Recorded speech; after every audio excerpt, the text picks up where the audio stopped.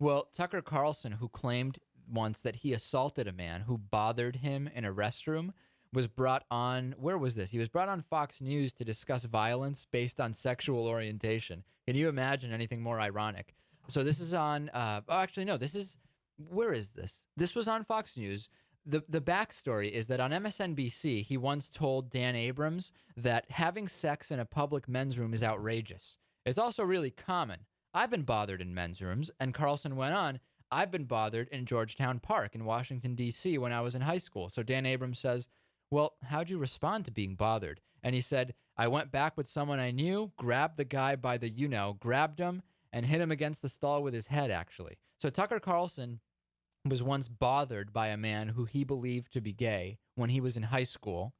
He assaulted the man, and now he's being brought on to talk to Fox News as an authority of issues of violence based on sexual orientation. Take a listen.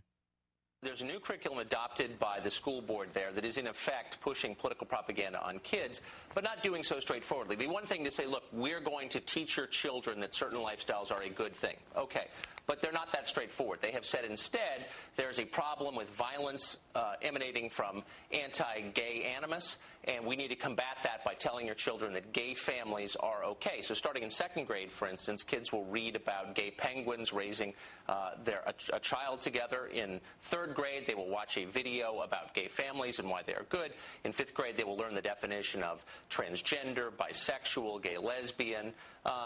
It is a straightforwardly political agenda, making value judgments about a very controversial subject and doing it in the name of protecting children. We checked with the FBI. There are no recorded incidents of violence based on sexual orientation in those grades nationwide. Okay. So, number one, Tucker Carlson is the last person that should be brought on to talk about this, given that once a guy bugged him in a high school bathroom, and he went back with someone he knew and assaulted the guy. Regardless of that, when he says that there's no evidence of violence based on sexual orientation while in grades 2 through 6, do you think that all of the white supremacists who exhibit violence when they're in their late teens and early 20s were committing those acts while in 2nd to 6th grade? No, just because the acts aren't happening while they're in 2nd to 6th grade doesn't mean that it's completely worthless to educate kids along those lines. I don't know. Maybe I'm wrong on that, but it doesn't seem to me that just because during those years there isn't violence. I mean, these are second graders. Fine. They're not committing gay hate crimes. But that doesn't mean that educating during those years isn't going to help on down the road, don't you think?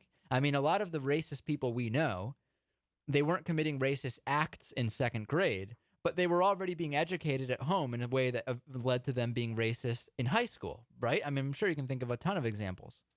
Perhaps, yeah. I think, 2nd grade, I think it'd be hard for your mind to even grasp what we're talking about, Exactly. that young. So, I don't know. But to think that they're committing violent acts in those grades for any reason other than, someone stole your lunch or your toy is ridiculous. Right. And it's not evidence that there's no need to educate people just because while they're 7 years old, they haven't attacked someone for being gay. That doesn't mean that being more educated and more open, meaning when people in later life do commit violence, it can often be traced back to those years. So it would only be logical to think that a different type of information being presented during those same years could prevent that violence later on. That's all I'm saying. Right. I mean, education is good, but it has to be done at the right time, and it has to be done well. I don't know. Absolutely. There's no disagreement there. That's all the time we have this week. Of course, this is the debut episode of Midweek Politics TV. We have our camera set up here. We'll see how this works out. I don't know, Lewis. They make me a little uneasy being in here, but I think that it's a good idea to do this. And, of course, we'll be airing on Northampton Community Television, Amherst Community Television, and hopefully many others. And, of course, the Midweek Politics YouTube channel. We hope to ultimately have a nicer studio and a nicer overall look to our show here. Right. The backdrop could be better. We'll work on it. Thanks for listening, and we'll be back next week with more. You've been listening to Midweek Politics.